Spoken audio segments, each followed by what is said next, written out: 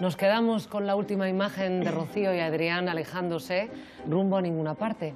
Se han quedado sin techo y les resultará difícil encontrar comida. Su historia es la de miles de familias que sufren este drama sin recursos y agotadas las ayudas. Tenemos con nosotros a Gemma Gallardo y Jaime Palomera. Buenas noches. Buenas noches. Gemma, Jaime, buenas noches de nuevo. Voy a volver a contar quiénes sois por si alguien se acaba de enganchar al programa. Vamos a recordar que eres Gemma, directora de Provivienda, una asociación que lleva 30 años promoviendo el derecho a una vivienda digna y adecuada. Y Jaime, eres doctor en Antropología Social, especializado en Economía Política y Vivienda y portavoz del Sindicato de Inquilinos de Barcelona. Yo empezaría planteando algo que creo que es un concepto que está todo el rato presente, ¿no? La escena del bar, en la celebración cuando el partido de fútbol y ellos se dan el abrazo con todo el mundo vitoreando la victoria de España. Rocío y su hijo son invisibles. Ese concepto de invisibilidad, ¿qué os ha parecido a lo largo de la película? Bueno, esa escena es realmente brutal. Ves con una rabia enorme. O sea, los espectadores que hayan visto la película, a mí me pasaba, lo veía y tenía el corazón en un puño y una rabia enorme de qué vergüenza de país.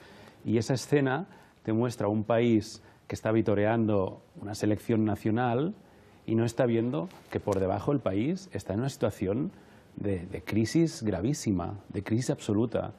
Pero al mismo tiempo esa escena tiene ese encuentro entre madre e hijo, donde Adrián, el hijo, asume finalmente lo que está pasando en su casa, el problema del cual ella lo estaba protegiendo. Y de alguna manera Adrián ahí es como una metáfora de la sociedad española, que hasta ese momento vivía totalmente aislado del problema real que había ahí. Y cuando la madre reconoce es que nos echan de casa, se funden en un abrazo durísimo, durísimo, pero hay el entender que hay un problema y para mí como espectador me quedo con que hay que afrontar ese problema, que hay que encontrar soluciones. ¿Cuándo, mamá? Mañana.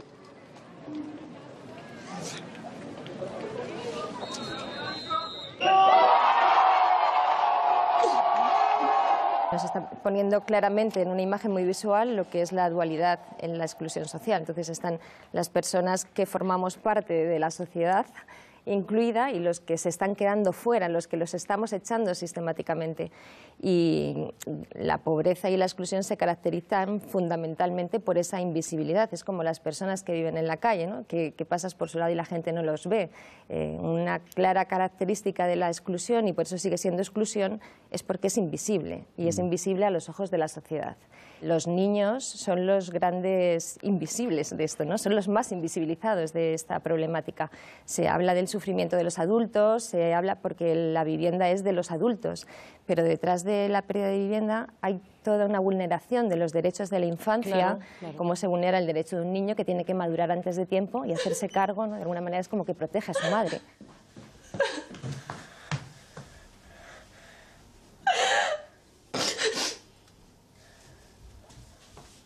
A mí hay otro concepto, igual que la invisibilidad, que también me llama la atención, que es como la sensación de culpabilidad que el personaje arrastra constantemente, ¿no? Parece que se siente culpable de esa situación y que eso le impide pedir ayuda.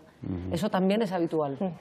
Sí, a mí me parece que lo que muestra muy bien la película es lo que sucedía antes de que empezáramos a entender y aprender como sociedad de que este problema tenía causas políticas. Es decir, la mayoría de la gente, cuando estalla la crisis, lo primero que hace es entender que es culpa suya el no poder pagar el alquiler, el no poder encontrar trabajo, y lo asume además con una vergüenza terrible. Terrible. Lo primero que consiguió la plataforma de afectados por las hipotecas fue darle la vuelta a ese calcetín y decir, tú no tienes culpa de nada, este problema tiene causas políticas. Hay un gobierno que ha legislado para que los bancos puedan conceder crédito sin ningún límite, de forma absolutamente depredadora, con la crisis hipotecaria que hubo en su momento, aunque en este caso no sea un problema de hipoteca el de la película.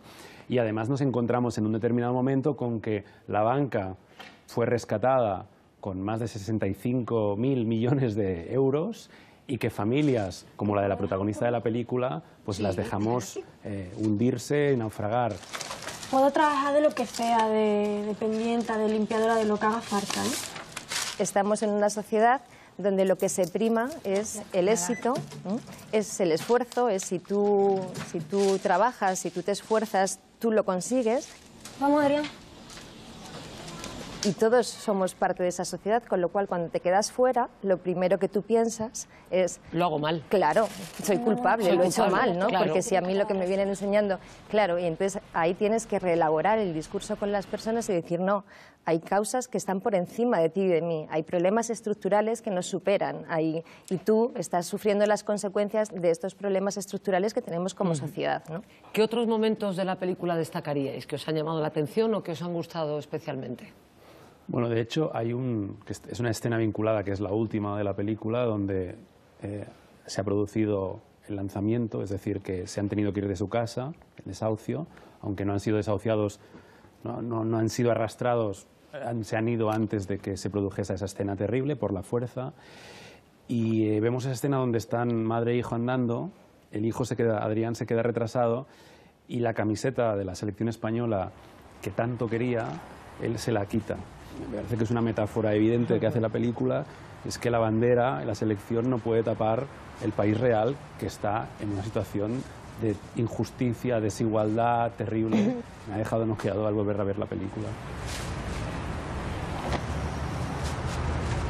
Hay una escena que me gusta especialmente por lo que hay de verdad detrás de esa escena, cuando recibe la carta y por fin se atreve a abrirla en su habitación de lanzamiento, o sea, cuando ya llega ese momento, cuando las familias reciben fecha y hora en la que tienes que dejar tu vivienda, cómo ella en su habitación se pone a llorar desconsoladamente, que hasta en ese momento ella no había perdido los nervios de esa manera a pesar de todo su sufrimiento. Y cuando va a ver al abogado, aparte de que eso lo hace fenomenal la película porque solo enfoca la cámara hacia ella, o sea, ella es la protagonista, lo que hay detrás de eso es la gente no tiene información, la gente no sabe lo que le pasa, la gente no sabe lo que le va a pasar. Vas a perder tu vivienda, pero es que además no tienes ni idea, no conocen. La información es un derecho también, la información es poder, es dentro de tus pocas posibilidades es el poder que tienes para poder planificar tu vida. El juzgado ha señalado ya la fecha del lanzamiento. Eso significa que tendrás que irte de casa. Pero ¿cómo va a hacer eso? ¿No se puede reclamar o hacer algo? Ha venido un poco tarde. Pero usted es abogado, usted puede hacer algo, ¿no? Tendrías que haber venido antes. La película está situada efectivamente en 2012, que era el momento más mordaz. La crisis enseñaba sus dientes y sus muelas. ¿Qué hemos aprendido en estos 7 años? Primero diría que hemos aprendido que el gobierno, como decía antes, no quiso hacer nada para dar solución. En otros países se evitó por ley que las familias no pudieran perder su primera vivienda, que si era su primera vivienda y estaba en manos del banco no podía ser expulsada. Así se hizo en Irlanda, por ejemplo. Aquí no se hizo y por eso en 10 años hemos llegado a los 700.000 desahucios, 700.000 hogares como los de Rocío. Pero decía que en realidad también hemos aprendido que si la gente se planta ante la puerta puede parar un desahucio.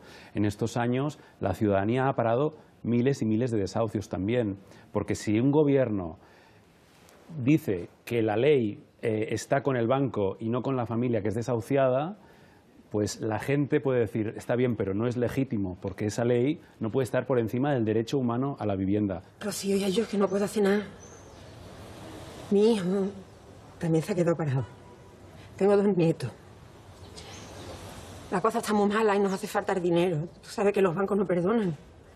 La película habla de un pequeño propietario que necesita alquilar el piso para complementar sus pobres ingresos. Pero la realidad es que la gran mayoría de desahucios los ha hecho la banca. 70% de las familias desahuciadas han sido desahuciadas por bancos. Tenemos los datos. Es decir, 7 de cada 10 familias ha sido desahuciada por un banco o un fondo buitre.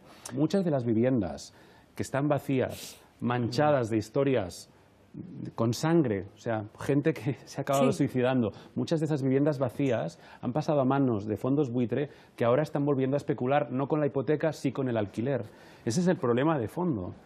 Y la pregunta es, ¿cómo hemos permitido esto? Es decir, hemos aprendido que hay un problema, ¿cómo hemos permitido esto? Vamos a cambiarlo. Hola, buenas, me llamo Antonio. Mi problema es que lo típico de todos, ¿no? Que nos hemos quedado sin trabajo, tengo una hipoteca de 220.000 euros y no puedo pagar. En estos años, como nos preguntas, se ha cambiado el discurso en este país. Aquí se ha pasado a hablar del derecho a la vivienda, cuando en este país antes no se hablaba del derecho a la vivienda.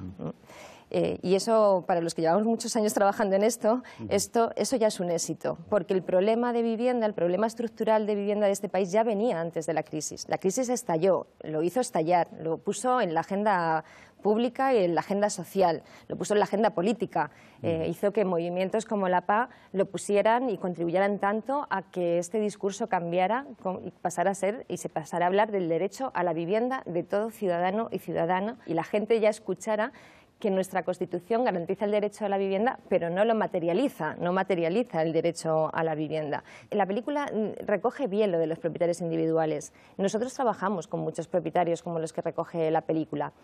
Y mayoritariamente las viviendas que nosotros usamos y que nos llegan y que se ponen a nuestra disposición son de propietarios como los que salen en la película. Claro. Que también ha sostenido gran parte de la crisis, y algo que es muy duro en la película es cómo se enfrentan dos personas que tienen necesidades, ¿no? ¡Oh, puta! ¡Te voy a matar, cabrón, que me va a echar a la calle! ¡Que me va a echar a la calle! El que no haya recursos alternativos para familias como la de Rocío enfrenta a dos grupos por una cuestión de necesidades. A dos grupos que tienen necesidad los Claro, dos, efectivamente. Sí, sí, que es una cosa también muy Sí, mezquina, ¿no? de todos modos, insisto en el dato, ¿eh? O sea, el 70% de los desahucios los han protagonizado bancos y grandes fondos. O sea, 7 de cada 10. Hablamos de que hay grandes fondos que han aterrizado en España, que tras la burbuja y la crisis hipotecaria se han adueñado de una parte muy importante de la vivienda en nuestras ciudades, y que su negocio es hacer subidas del alquiler sistemáticas. Los negocios y los beneficios de los grandes especuladores vienen de los bolsillos de familias como la de Rocío. Hay una burbuja especulativa que se ha alimentado políticamente, es decir, se ha cambiado la legislación para que se pueda especular desenfrenadamente con el alquiler, como se hacía antes con la hipoteca. ¿En qué se traduce eso? Pues que ya otra vez volvemos a ver el nivel de desahucios que veíamos cuando estalló el 15, Claro, el movimiento de los indignados, que se hablaba constantemente de desahucios. Había entonces menos que ahora, en 2011 había menos que ahora. Es que ahora tenemos un parque residencial que ha cambiado de manos, estoy completamente de acuerdo contigo. Ha cambiado de manos porque ha pasado a que entran en juego grandes tenedores de vivienda, que es lo que la relatora de Naciones Unidas llama la financiarización de la vivienda, ¿no? Ahora nos estamos aproximando a otra realidad y a otra problemática diferente, que es esa. Los procesos de las personas son: pierdo la vivienda por ejecución hipotecaria, me voy de alquiler. Me voy de alquiler, que como no puedo pagar, termina también en un desahucio por impago. Sí, y sí. luego podemos continuar el proceso por el que pasan las familias. Pero es increíble. Ahora, es decir, pensar que miles de familias que sufrieron Por el no Dios. poder pagar la hipoteca y el ser expulsadas de su casa, algunas de las cuales consiguieron deshacerse de la deuda y pensar, ya estoy libre, Y muchas ahora otras resulta no. que su casa, Claro. la casa Por Dios. en la que consiguieron seguir viviendo a pesar de haber sufrido una ejecución hipotecaria, resulta que se le ha quedado un fondo buitre llamado Blackstone, que ahora lo que le está diciendo es: aquel alquiler social que te hizo el banco ya se ha acabado y ahora no me vas a pagar 200 euros, me vas a pagar 800 o te vas a la calle. Tenemos que los miles y miles de familias que sufrieron la estafa hipotecaria ahora están sufriendo la estafa del alquiler. ¿Cómo podemos estar permitiendo este escándalo? Es inocente, gente sin casa, casa sin frente. Es indecente. Como decías muy bien, la relatora de Naciones Unidas ha venido aquí en pocos años, por segunda vez viene Naciones Unidas a pagarle la bronca al gobierno para decirle que aquí no se están respetando los derechos humanos. El gobierno tiene que garantizar, y esto lo dice la propia Constitución, que la vivienda sea un derecho. Y eso pasa, por ejemplo, por hacer como en Irlanda y decir: si es tu primera vivienda, no puedes ser desahuciado sin alternativa habitacional. Y tú, Gemma, Claro. lo conoces muy bien, que los ayuntamientos están desbordados de familias y familias que les llegan, que están a punto de ser desahuciadas, y los ayuntamientos no tienen vivienda pública. Claro, esto es un porque esa es la problema, otra. esto es un problema competencial al final. Al final, esto de la alternativa habitacional termina cayendo en los servicios sociales municipales, que son los que tienen que dar respuesta cuando los municipios no tienen competencias en materia de vivienda. Entonces, un problema que se ha desbordado para unos servicios sociales que no estaban preparados, porque además es que no es su competencia y porque enfocamos mal la responsabilidad, y eso lo hemos visto en la prensa en algunas situaciones que ha pasado. La responsabilidad de ciudadanos que no tienen vivienda es un problema de vivienda, no es un problema de servicios sociales. Y servicios sociales municipales, que además los municipios, recordemos que son los que menos competencias tienen, porque tienen las comunidades autónomas o tiene el Estado, pero no, el plan de vivienda es estatal y las competencias en materia de vivienda las tienen las comunidades autónomas, pero no los municipios. Entonces, al final, sobre los municipios recae todo el peso de las situaciones de pobreza y exclusión, sea pobreza económica, sea pérdida de empleo, sea pérdida de vivienda. Entonces, ¿qué alternativa habitacional tenemos para dar respuesta a todas las familias que pierden su vivienda? Proceda.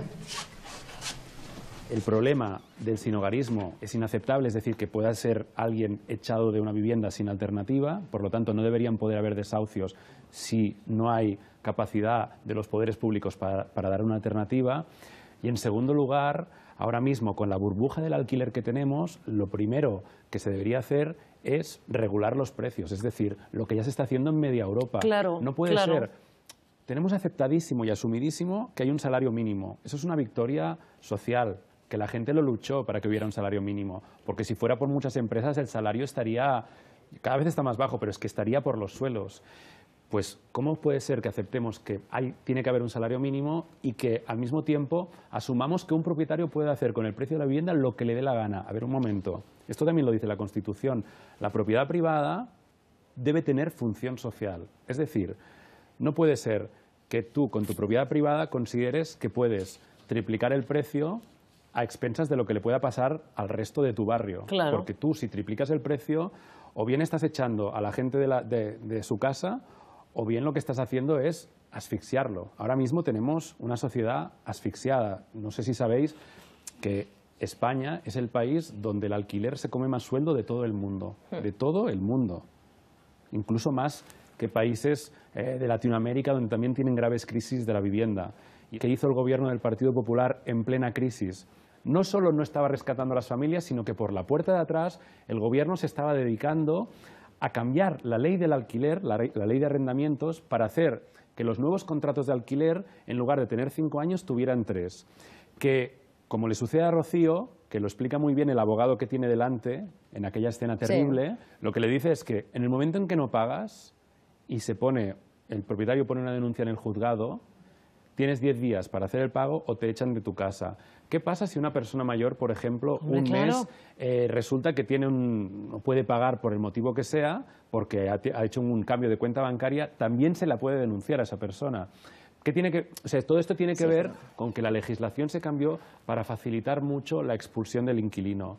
Entonces, en lugar de hacer de los inquilinos y del alquiler una opción segura de vida, se pusieron las bases para especular con el alquiler. No tenemos políticas de vivienda, tenemos políticas de especulación con la vivienda. Por ser madre soltera y la circunstancia en la que te encuentras, podemos solicitar, por un lado, un salario social, ¿vale? Eso viene a ser como unos 550 euros al mes durante 6 meses. Lo que Rocío le están explicando al principio en la película son los salarios sociales o las rentas mínimas, que tienen diferentes nombres en diferentes comunidades, que es la última ayuda que pueden percibir las familias o las personas cuando ya no puedes acceder a ninguna otra ayuda por la que hayas cotizado o por la que tengas derecho, cuando se te acaban todo el resto de ayudas económicas.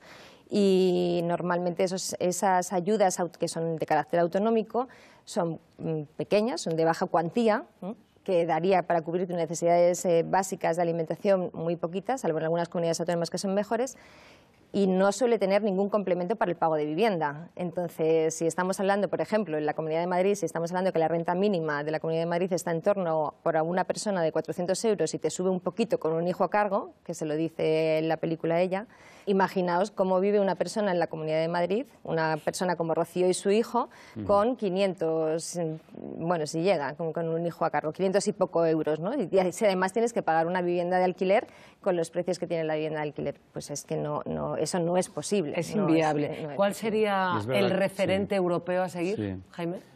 Bueno, tenemos países como Austria. En Austria, por ejemplo, Viena tiene 1/3 de la vivienda que es completamente público, es decir, ahí hay una concepción de la vivienda como la que tenemos aquí con la educación o la sanidad. O sea, Aquí no se nos pasa por la cabeza que alguien con un cáncer no deba ser tratado. En cambio, con la vivienda sí que aceptamos que alguien que no puede pagar la vivienda pueda ser echado a la calle. Pues en Viena se considera que todo el mundo debe tener vivienda, por lo tanto, 1/3 del parque es vivienda pública, otro tercio es vivienda de mercado, pero está regulado el precio, y solo 1/3 es vivienda libre donde no hay ningún tipo de regulación. Pero 2/3 del parque de vivienda están de una manera u otra regulado para garantizar que sea un servicio público.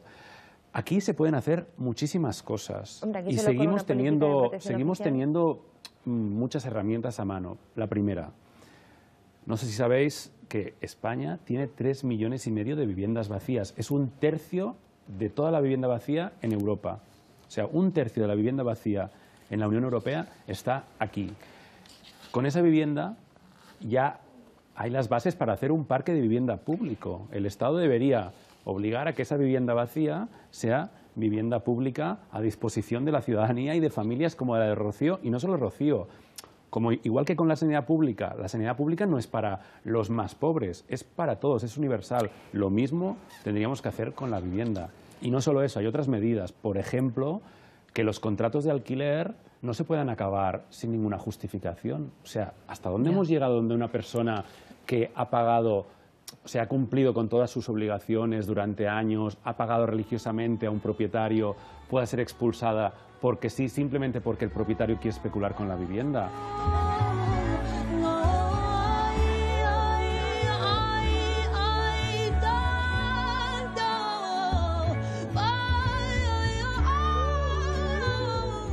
No tenemos una ley que garantice el derecho a la vivienda y eso es un hándicap. Pero hemos tenido herramientas en política de vivienda que son buenas y siguen siendo buenas a través de la vivienda protegida. El problema es cómo se ha desarrollado la vivienda protegida en este país.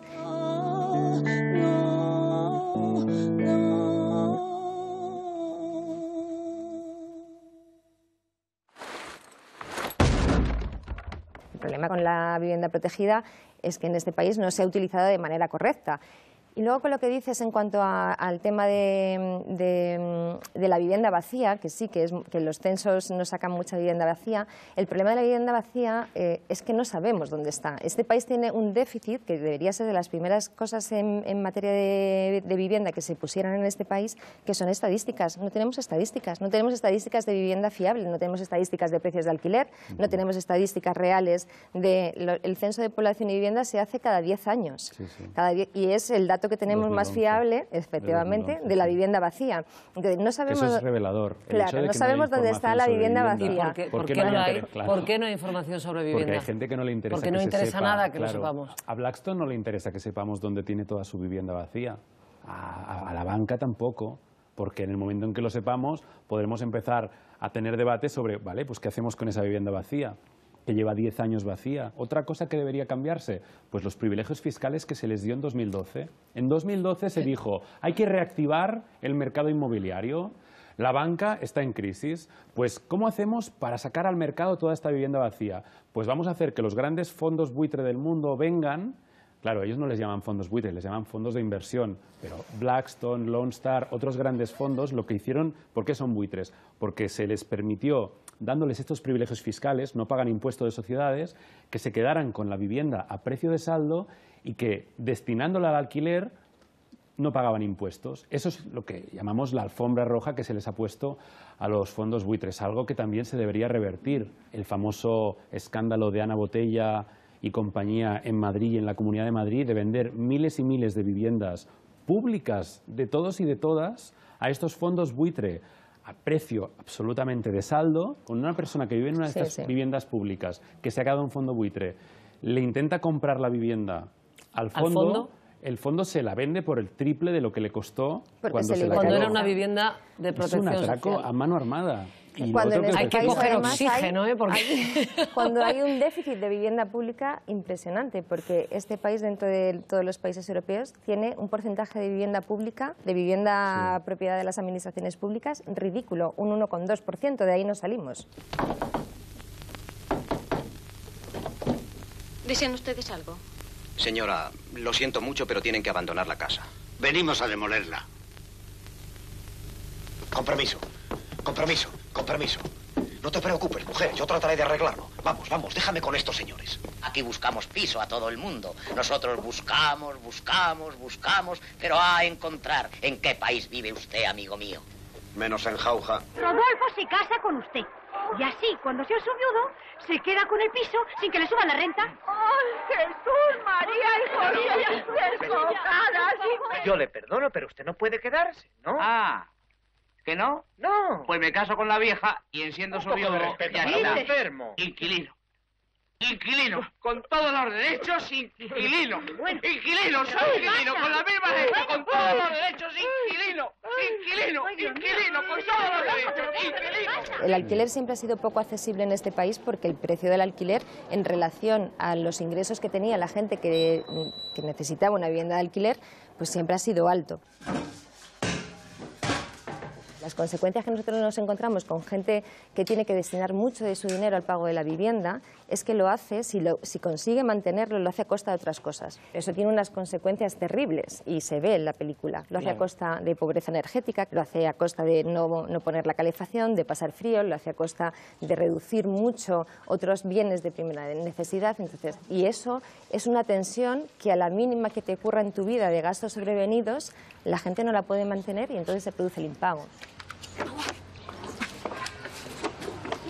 Y también provoca que muchas familias se ven obligadas a la ocupación involuntaria de casas de manera ilegal y eso pues se entra en otro estrato de delincuencia al que nunca deberían haber accedido, puesto que están viviendo una situación injusta, ¿no? De alguna manera el proceso es un poco el final de esa película. Si nosotros contamos nuestra experiencia de trabajo con las familias, está abocada. Rocío y su hijo está abocada a la ocupación.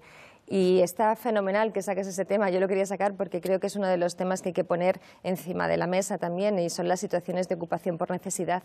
Porque cada vez hay más familias. Claro, ¿quién va a pensar que Rocío y su hijo, ahora que conocemos su historia, ocupa una vivienda porque le da la gana por ahorrarse dinero? Entonces, hay que tener mucho cuidado. Este es un tema, la ocupación por necesidad, que nosotros cada vez trabajamos más y acompañamos a más gente. Fijaos lo sangrante que pueden ser estos procesos en personas que lo único que les pasa es que son pobres. No nos olvidemos, lo único que le pasa a Rocío es que es pobre. Escucha, ¿qué te he visto? Todo el pelo que lleva. Bueno, la verdad es que ha sido un programa que tenemos que coger el aire porque realmente pinta un panorama muy extremo y muy duro. Y realmente tener a expertos en la materia como vosotros dota a la película de un valor de responsabilidad por reflejar nuestra realidad enorme. Realmente deberíamos vivir en un país que pudiera cumplir los derechos fundamentales de sus ciudadanos, ¿no? Pero también, si me lo permites, yo transmitiría que se pueden conseguir muchas cosas. Es decir, que está en nuestras manos forzar a nuestros gobiernos a que hagan una verdadera política de vivienda. Y que lo estamos viendo en nuestros barrios cada día, esta misma semana, muchísima gente parando desahucios y haciendo lo que debería hacer el gobierno, que es garantizar el derecho a la vivienda mediante la autotutela de derechos, que es algo reconocido. Y es que si el gobierno no garantiza el derecho a la vivienda, lo hacemos nosotros, pues sí, desobedeciendo la ley. Pero esto lo están haciendo cada vez más inquilinos. Por el sindicato de inquilinos ya han pasado centenares de familias que se han opuesto a la expulsión o a la subida abusiva que les quería hacer un fondo buitre y han conseguido, plantándose, negociar un precio justo. Y esto lo estamos viendo cada vez más. Es decir, que la gente ya está empoderándose y ya está tomando cartas en el asunto. Y que, por lo menos desde los sindicatos de inquilinos, somos súper optimistas. Los sindicatos son la muestra, organizaciones como Provivienda, la muestra de que organizándonos podemos conseguir el derecho por la vivienda. Por dar un mensaje de esperanza, aunque la situación es dura y las situaciones que vive la gente son muy dramáticas, yo también creo que vivimos en un momento en el que al menos la vivienda está claro que tiene que ser un derecho que se tiene que desarrollar, y ya no solo para las personas que pierden la vivienda, ¿no? Yo quiero poner aquí también otras realidades que también vienen de antes, como las personas sin hogar, como las personas que viven en infraviviendas, como las personas que viven con sus familiares porque no tienen otro sitio donde vivir y ese no es su lugar, no tienen una vivienda, como todas las relaciones familiares que están retenidas de mujeres de muchas mujeres que sufren violencia y que no salen de sus casas porque no saben que no van a tener una vivienda donde estar. O sea, hay muchas problemáticas diferentes, más allá de la de Rocío,